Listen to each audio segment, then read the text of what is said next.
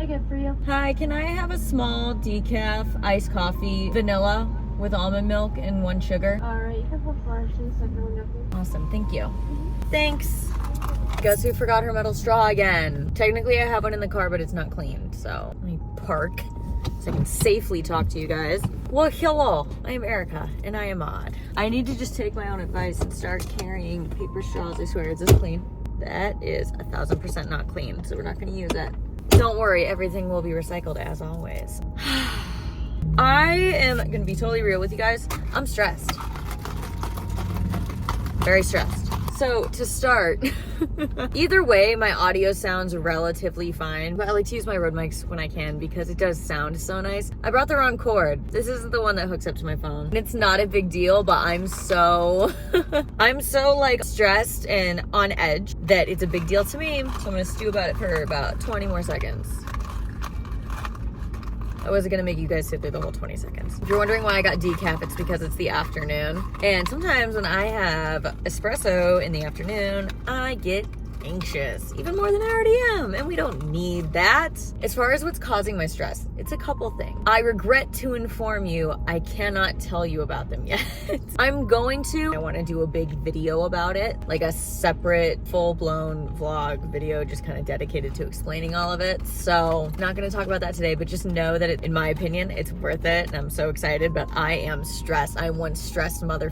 And so today I'm just like resetting because this week has sort of taken it out of me. Like I said in my last vlog, September is such a weird month for me and I get into such weird headspaces. And on top of it, like I'm PMSing and I've had this metallic taste in my mouth and I looked it up and it's just a hormone flux, but it just tastes like I bit the inside of my cheek and my cheek is bleeding. That's what it tastes like. Tastes like iron. And it's been horrible. So I've just been like getting coffee and water and whatever I can whenever I can because it just tastes horrible. So like right now I'm just running errands. I gotta go to Walgreens to get my cholesterol vitamins and things like that. I'll do a little haul for you guys, do a little Walgreens haul. My vlogs are definitely for real everyday people.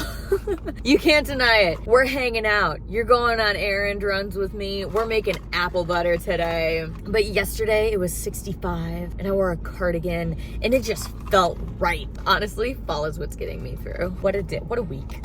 What a month. Anyways, here's the vitamin haul. I think I've shown you guys these vitamins before, but honestly, this has made such a difference in lowering my cholesterol. It's Cholesterol Plus. I know they have Cholesterol Complete. I haven't tried it because I don't know the difference. My doctor told me to try this one, so I did, but it is expensive. This is like 40 bucks.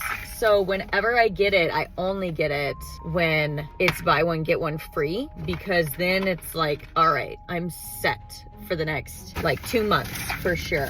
You're supposed to take it twice a day, but I've been taking it just once a day at night because it was kind of giving me a stomachache during the day. I think that's just a me thing. Then I got my hair, skin, and nail gummies. Have these been making a difference with my hair, skin, and nails? I've deluded myself into thinking so. My nails feel a little bit better on it. Not to brag, but I've always had pretty great hair in my opinion. It was mostly my nails that I was using this for, and they've improved pretty well. I need to go home.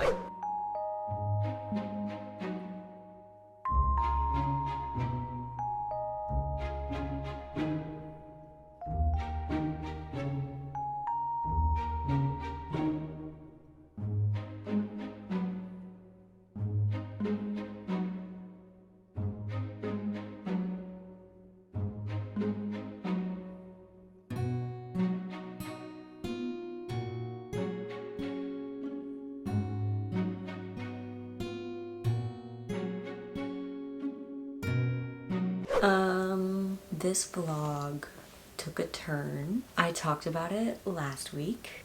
We're gonna talk about it this week.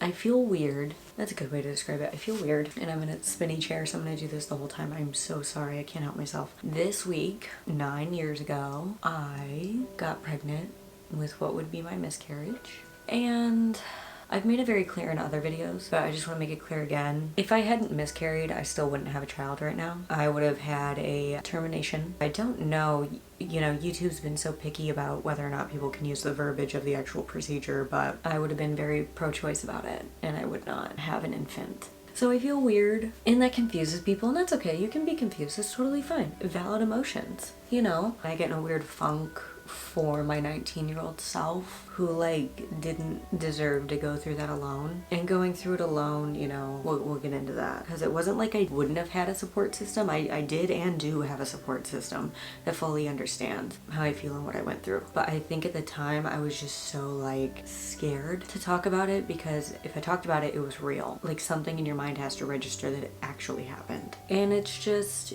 I kind of get weird when I think about my 19-year-old self having to deal with that. Instead of like turning on the camera and being like, hey guys, and pretending to be happy, I want to recognize what I'm feeling, because that's the point of vlogs, is this is my real life. This is really what I feel and I'm dealing with. But I just wanted to address this right away and also answer some questions, because I've gotten some questions since my miscarriage video. If you have not seen that, please take a watch. It'll be up in a card here somewhere, or it will be down in the description. It'll be linked. I do have 3 charities linked, but I wanted to answer some questions because I feel like that's a good way to process. But yeah, I knew, I was like, if I don't talk about this a little bit, there's gonna be a vibe. One of the questions I've gotten is, did the ex-boyfriend know that I was making the video about the miscarriage?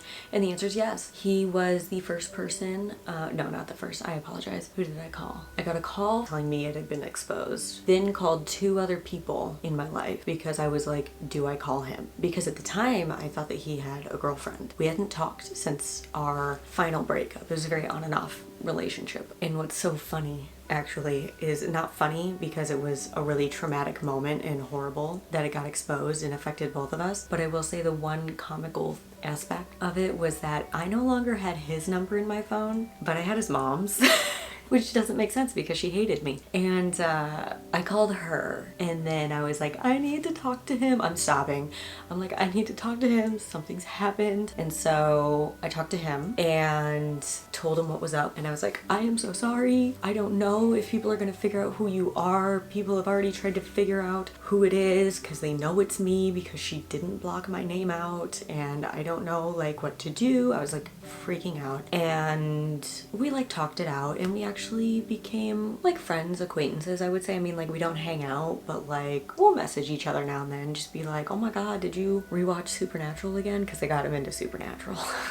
And so we just talk about, I don't know, odds and ends, stuff like that, nothing deep. But so yes, he did know. I told him. His family doesn't know. So that's kind of the big deal too, was I'm in a situation where I have a very understanding support system around me. He necessarily doesn't, so I understand why he's never told people around him what happened, and that's okay. I don't expect him to. So yes, he did know about the video ahead of time. I don't know if he watched it. I couldn't tell you. He probably didn't. And I totally get that, but I just basically sent him the little segment where I mostly talked about him, and I was like, here's everything I said, like, it's nothing bad. Another question I get, what's something that I didn't say in that video? And you know, there's a few things I wish I had said in that video, especially now, a few years after it happened, and everything that's happened afterwards and the fallout of it. And one of those is that I wish I had said in there, you really should tell somebody if you're actively miscarrying. I really didn't tell anybody while it was happening, and that's actually very dangerous. It can be medically dangerous, because if something goes wrong and like I would have collapsed, no one really would have known why. That's one of the number one things I wish I had said, is like, if you're going through this, tell like at least one person. I had plenty of people in my life that I trust and could have told, but again, I think I was just so young, and I thought maybe if I didn't talk about it, it didn't happen. But that's, you know, that's just avoidance. And in therapy, we learn that that is not the correct way to deal with things, and we should face things head on. So that's my biggest advice that I didn't say in the first video, is like, tell someone. Another question I get asked, a lot of questions I get asked actually, are about the person that exposed my miscarriage. I don't talk about this person online really. Anytime there is a slight mention to that person, they use it to try and play victim, and they use it to harass me, spread lies about me, spread rumors about me. I've seen videos of them trying to get their followers to diagnose me with mental disorders, such as bipolar disorder or borderline personality disorder, which, as we know, both of those are very valid mental health conditions. I don't have them. I've been in therapy for years. I know exactly the things that I have, and I think that you guys know every mental, condition I have. Biggest thing is that I'm neurodivergent. What up, squad? Be proud about it. And then number 2 is that I have chronic PTSD. Those are like my big ones, but I don't have anything really beyond that. I had her test me for autism twice just to be sure. I don't. It's just the little ADD monster. They're actually very similar on paper. Fun fact, if you want to rabbit hole to dive down, look up how the autism spectrum and attention deficit disorder or attention deficit hyperactive disorder are like sister conditions. It's a rabbit hole for sure. It's been years and it still happens, and that's what I'll say about it. I don't let it get to me though, because if I am the most interesting thing in a person's life who I haven't physically talked to in person in about 10-ish years, if I am the most interesting thing that they have to talk about, that's a pretty empty life. And that's all I'll say about it is, yeah, it still happens. I still deal with it, but I don't let it stop me. I don't let it get me down, and that's all that you can do. So if you're dealing with that, like somebody that just harasses you and you have no idea why, and it's just constant, just know that it's them and not you, and to just keep being who you are, because I'm sure that who you are is pretty fantastic.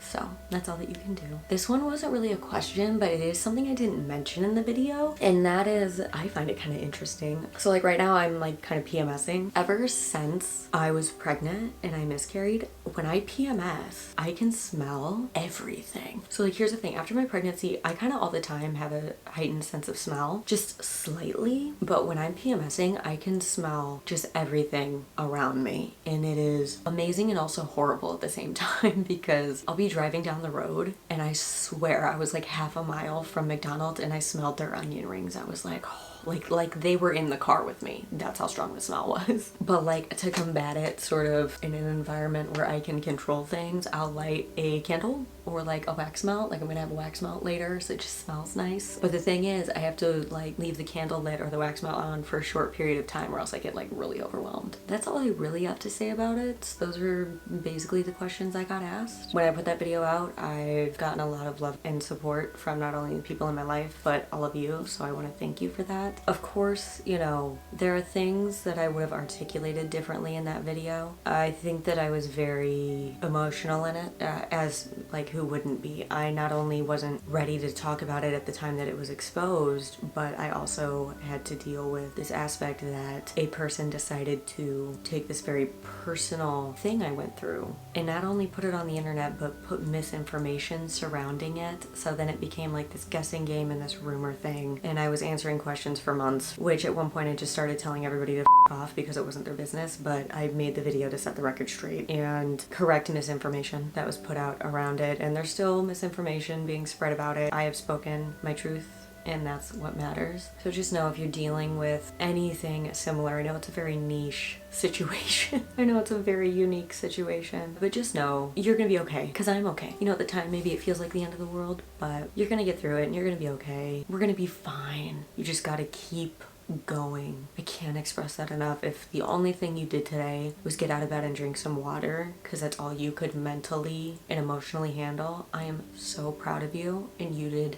such a good job. And just keep going day by day, and you're gonna be okay, I promise. But I actually feel better after talking about all of that and answering the questions that have been sent to me since then. But on that note, I think we're gonna end this vlog here. Next week will be more cheery and more fall fun, I promise. Sometimes weeks like this just happen, and that's okay. Just make sure that you're always feeling your feelings and taking accountability for them, and that you're taking care of yourself and your mental health, and that's all you can really do. Also, look at this sweatshirt that my friend made me. Isn't it so cool? He's so talented, and I love this thing so much. But I do hope that you enjoyed this video. Please be sure to like and subscribe, and I will see you guys in the next video. Bye guys.